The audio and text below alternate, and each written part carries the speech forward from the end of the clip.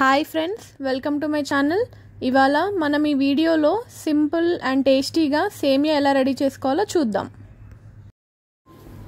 పావు కేజీ సేమియాకి తయారీ విధానం ఇప్పుడు చూద్దాం. ముందుగా స్టవ్ వెలిగించి ఒక గిన్నె పెట్టుకొని 3 టీ స్పూన్ల నెయ్యి వేసుకొని కొన్ని కిస్మిస్ కాజు వేసుకొని దోరగా వేయించుకోవాలి. దోరగా వేయించుకున్న తర్వాత ఓ గిన్నెలో తీసి పక్కన పెట్టుకోవాలి.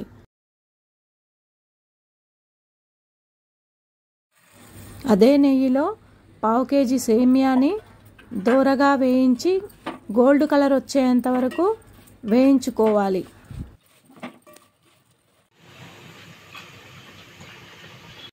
దోరగా వేగిన తర్వాత ముందుగా వేడి చేసి పక్కన పెట్టుకున్న 1/2 లీటర్ పాలను ఇందులో వేసుకొని రుచికి తగినంత చక్కెర వేసుకొని కలుపుకోవాలి.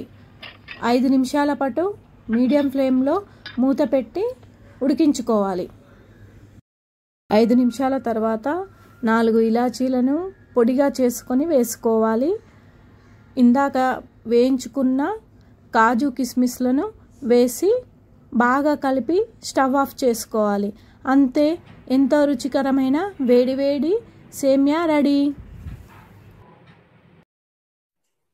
Don't forget to like, share, comment and subscribe to my YouTube channel. And also hit the bell icon for more updates. Itlu me, Nikila Srinivas.